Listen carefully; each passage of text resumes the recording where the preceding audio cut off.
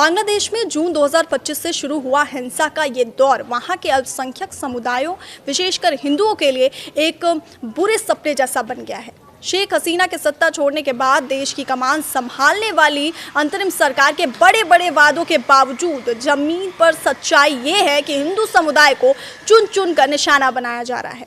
HRCBM यानी कि human rights Congress for Bangladesh minorities की जनवरी 2026 की रिपोर्ट इस बात का पक्का सबूत है कि यह हिंसा कोई अचानक हुआ गुस्सा नहीं है, बल्कि एक सोची समझी साजिश के तहत की जा रही है। रिपोर्ट में बताया गया है कि 116 मौतें केवल आंकड़े नहीं हैं, बल्कि 116 परिवार हैं जिन्हें उनकी धार्मिक पहचान के चलते उजाड़ दिया गया। सबसे हैरान करने वाली बात यह है कि ये हिंसा ढाका, चटगांव, राजशाही और खुलना जैसे लगभग पूरे देश के 45 जिलों में फैल चुकी है, जिससे ये साफ होता है कि हमलावरों को अब कानून या पुलिस का कोई डर नहीं रह गया है। हिंसा का तरीका बहुत ही डरावना है, जिसमें मॉब लिंचिंग और चुन चुन कर हत्या करने को एक हथियार की तरह इस्तेमाल किया जा रहा है। कट्टरपंथी लोग अक्सर सोशल मीडिया पर धर्म के अपमान की झूठी अफवाहें फैलाते हैं, जिसके बाद पागलों जैसी भीड़ हिंदू इलाकों पर हमला कर देती है। रिपोर्ट्स के अनुसार कई मामलों में पीड़ितों को उनके घरों से घसीटकर बाहर निकाला गया और सरकारी अफसरों की मौजूदगी में उनकी जान ले ली गई। दिसंबर 2025 का महीना इस मामले में सबसे काला रहा, जब हत्याओं और लूटपाट की घटनाओं ने पिछले सारे रिकॉर्ड्स तोड़ दिए।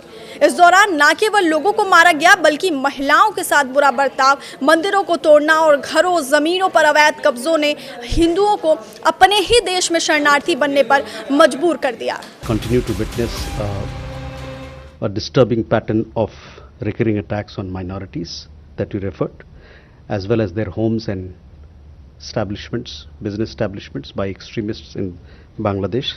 Such communal incidents need to be dealt with swiftly and firmly. We have also observed a troubling tendency to attribute such incidents to personal rivalries, personal vendettas, political differences and other extraneous reasons.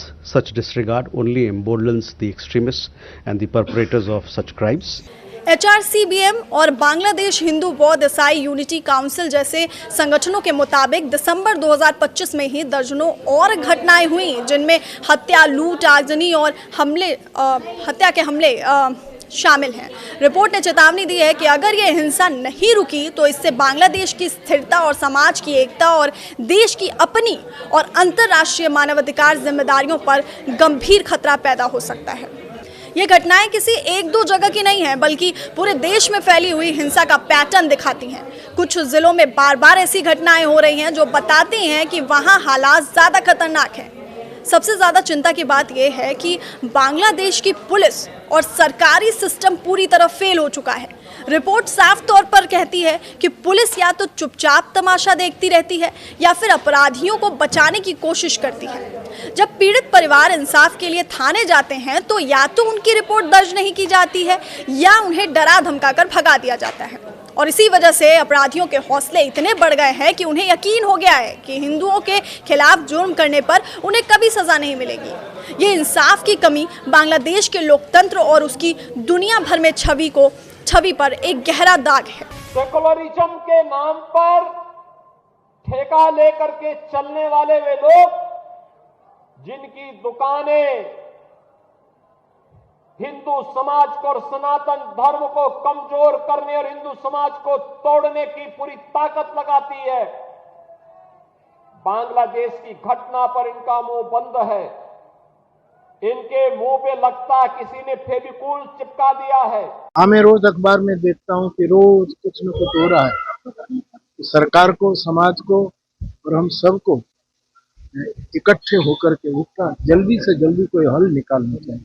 ये बड़ी करुण घटनाएं होती जा रही है। सरकार, police और प्रशासन की तरफ से बड़ी लापरवाही हो रही है। कई मामलों में FIR देर से दर्ज होती है या होती ही नहीं। जांच कमजोर रहती है, पीड़ित परिवारों को डराया धमकाया जाता है और आरोपियों पर कार्रवाई लगभग नहीं के बराबर होती है। इससे अपराधियों के हौसले बढ़ रहे हैं और लोगों का सिस्टम से भरोसा टूटता जा रहा है। अभी मोहम्मद यूनुस की सरकार के सामने सबसे बड़ी चुनौती ये है कि वो इन हत्याओं को तुरंत रोके और दोषियों को कड़ी सजा दें। अगर 45 जिलों में फैली इस हिंसा को अभी नहीं रोका गया तो इससे न केवल बांग्लादेश का समाज टूटेगा बल्कि पूरी दक्षिण एशिया की शांति पर भी गहरा संकट खड़ा हो जाएगा। दुनिया भर के देशों और मानवाधिकार संगठनों को अब केवल चिंता जताने से आगे बढ़कर बांग्लादेश पर दबाव बनाना होगा ताकि वहां के अल्पसंख्यकों को सुरक्षा मिले और उन्हें जीने का हक मिल सके। HRC-BM की ये रिपोर्ट पूरी दुनिया को जगाने के लिए आखिरी चेतावनी है कि अगर अब भी चुप्पी नहीं तोड़ी गई तो इतिहास इस समय को एक बहुत बड़ी मानवीय त्रासदी के रूप में याद रखेगा।